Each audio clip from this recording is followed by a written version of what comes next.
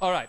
Minty, is that the future, that people are going to say, look, I'm not going to pay 150, 200 bucks for one ticket to PVR, you know, go through all that parking hassle, go through all kinds of trouble to get to a big screen and watch a movie which may or may not satisfy me. Why don't I just pay some amount of money, download it legally in my living room and watch it on my home theater? Yeah, Zaka, I think that's an option you could soon be coming to. It's quite a possible scenario. And my point is that anyway you can't control it. You can't control this whole digital mad business because technology is working at a furious pace. There are only two ways. You either control it at the source, which is very tough to do, or you get individual customers to be honest about it, which is equally tough. So what Mukesh Bhatt just said, that, you know, the industry needs to go digital, is I think absolutely right. Beyond which I think Bollywood needs to get together to fight piracy in a cohesive manner. Just doing ads is not good enough. You know, you need to think out of the box and try and solve this problem. Shubhimal, if this battle can't be entirely won, and we've got an example. We've got an example of how the music industry has changed post Napster, post Apple iTunes. Is it only a matter of time now that people are going to say, allow me to legally download a movie on the day it releases, let me sit at home and watch it, and you can charge me whatever you want for that? Sure. In fact, if you see, internet is a force multiplier for the piracy industry. And you know, whatever you might be thinking in terms of adding all kinds of legal provisions, you can't still stop the piracy activity that goes on. Hence, the day is not far when you are going to work out a kind of a relationship about how do you digitally download it, you know, maybe for a certain price. But still that won't take the menace of piracy away, because... Why do you say that? Because there is an industry that thrives on it, and you know, you give the example of some underworld activities. Now, there are a lot of online syndicate groups today looking out for opportunities, and this happens to be one of the big money spinners. Hence, this will continue. We'll have to live it with for some time. Okay. But I think, you know, we'll have to come to a certain kind of understanding. All right. I'm going to come to Siddharth in just a moment. He broke the story for us. I want to explain to our viewers how this whole syndicate operates, and my colleague Padmaja Joshi explains to you how these film pirates use the internet to actually proliferate their business.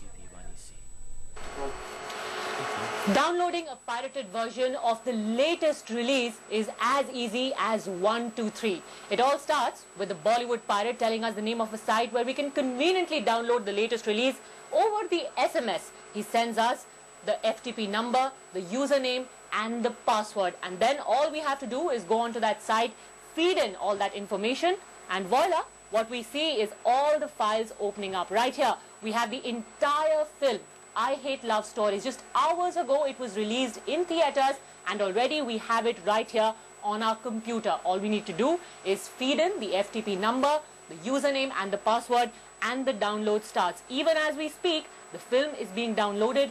Within a matter of a few hours, the download will be complete, and we can sit at home and watch the pirated version of I Hate Love Stories, resulting in several crores of loss to the makers of this film.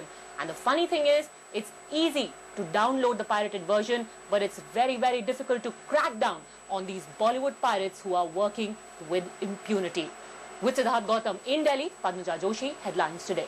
Well, absolutely. It's as simple as go to Google, do a Google search, type I Hate Love Stories plus torrent, and there you have it. Voila. Siddharth, how difficult is it going to be to crack down on this network? You've been speaking to some cops and legal experts as well. How difficult is this battle for Bollywood? Well, Zaka, I think it's almost impossible to kind of crack into the system of these pirates, because I have been with them throughout the day today, and this entire system has unfolded in front of my eyes. There is no trail, first of all. I mean, the entire business is running on phone, and these phone connections are also on somebody else's number. So it's very simple. Somebody sitting in Indore who is handling the business of entire India, he is sending you the FTP number, username and the password. So this pirate is getting the entire detail on the password, and he goes onto the website and downloads the film, make the pirated versions, burn it on the CDs, and then circulate in the market. These details on the mobile that I got the message from one of the pirate. I mean, these details came around 12:30 in the noon. Okay. The entire business is you know, under their control, and there is no way that you can put a check on them. They are sitting somewhere in Jama Masjid, they are sitting somewhere in Palika Bazaar in one corner, or in some you know, shady cyber cafe. It's just tough to crack down on them. It's too tough. It's like taking on a hydra-headed dragon. Solomon, Imran, I want to come back to you. you've spent crores and crores, the producers have spent crores and crores on this film. It's all gone in one stroke with pirated copies such as this. What kind of effect does it have, this kind of rampant film piracy, on the industry, on films, and as a consequence on people like yourself, actors and superstars? Well, that's just unethical. Like I said, it's like saying that if you're a salesman and you're selling a product and I just take it for free, if I'm getting it for free, then why should I buy it from you?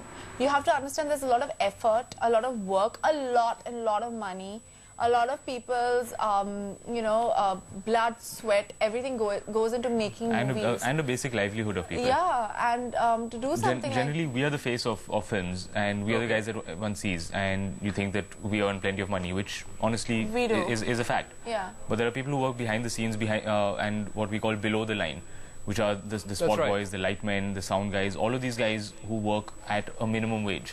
And these guys, their money really does depend on a film doing well.